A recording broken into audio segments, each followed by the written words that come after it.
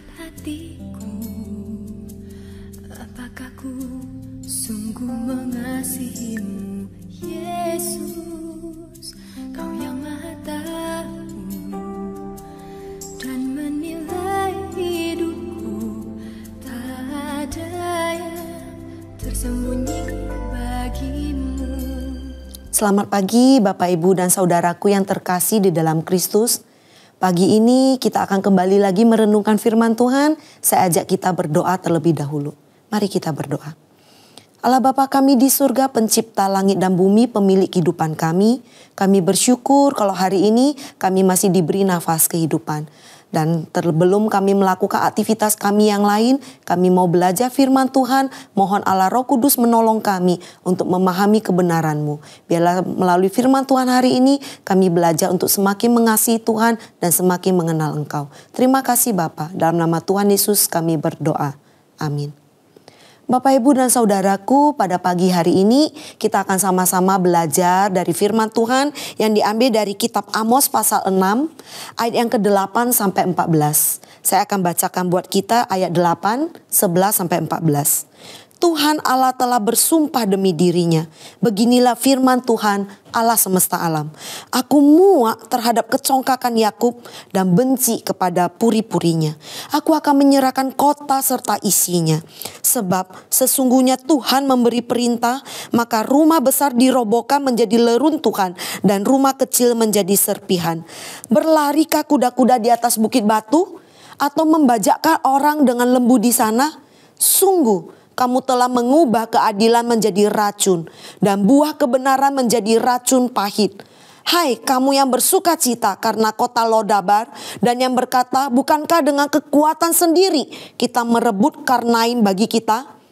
Sebab sesungguhnya aku akan membangkitkan suatu bangsa melawan kamu, hai kaum Israel. Demikianlah firman Tuhan Allah semesta alam.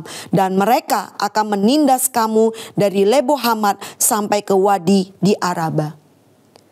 Bapak, Ibu, dan Saudaraku, ayat-ayat yang tadi kita baca itu merupakan bagian dari nubuatan tentang hukuman Allah kepada bangsa Israel. Mengapa Allah menghukum? Mengapa Allah murka kepada bangsa Israel? Setidaknya dari bagian yang kita baca ada dua alasan. Yang pertama, kesombongan bangsa Israel. Pada masa itu, kerajaan Israel Utara itu sedang berada di puncak kejayaannya. Secara ekonomi, secara militer, mereka sangat berjaya. Sehingga tidak heran kalau Bapak Ibu baca di ayat sebelumnya 1-7 dikatakan para pejabatnya hidup dalam kemewahan dan pesta pora setiap hari. Mereka menganggap kejayaan itu sebagai hasil dari kekuatan, dari kehebatan mereka sendiri, bukan pemberian Allah. Mereka mengandalkan kekuatan militer mereka. Mereka merasa aman, tentram. Mereka melupakan Tuhan. Mereka menganggap tidak perlu Tuhan. Lalu yang kedua, mereka juga mengabaikan keadilan. Di ayat 12b tadi dikatakan bahwa mereka mengubah keadilan menjadi racun. Dan mengubah kebenaran itu menjadi racun pahit.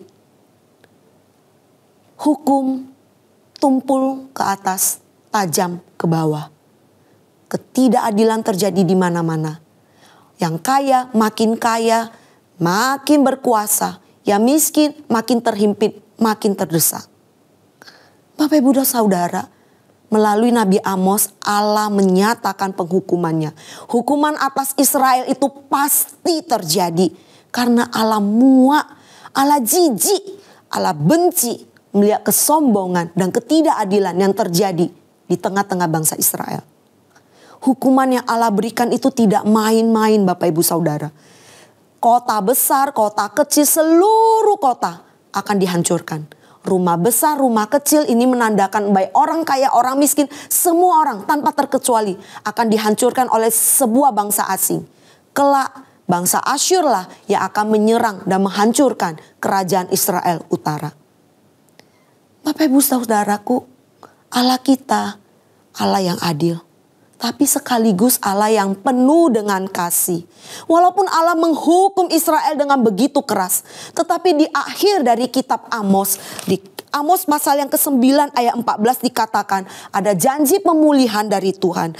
Allah berkata begini, aku akan memulihkan keadaan umatku Israel. Aku akan membangun kota-kota yang hancur luluh dan mendiaminya kembali. Bapak Ibu Saudara, saat ini apakah ada di antara kita yang merasa bahwa Allah sedang menghukum kita? Ada begitu banyak pergumulan, begitu banyak kesulitan datang silih berganti. Semua usaha yang kita lakukan dengan kerja keras gagal. Mari kita datang ke hadapan Tuhan, kita introspeksi diri. Adakah dosa yang kita sembunyikan? Apakah ada kesombongan dalam diri kita? Apakah ada ketidakadilan yang kita kerjakan, yang kita lakukan? Allah kita Allah yang adil, Dia tidak akan menoleransi dosa. Tapi sekaligus Dia Allah yang penuh kasih. Karena itu ketika kita datang ke hadapan Dia, dengan segenap hati kita meminta pengampunan, Allah akan mengampuni kita. Dan bahkan Allah memulihkan hidup kita kembali. Kristus adalah bukti dari keadilan sekaligus kasih Allah dalam hidup kita. Biarlah kebenaran firman Tuhan pagi ini menolong kita untuk semakin hari semakin hidup taat kepada Tuhan. Amin. Mari kita berdoa. Ya Bapa kami di surga, firman Tuhan hari ini mengingatkan kami kembali, menegur kami dan menguatkan kami bahwa Engkau Allah yang adil.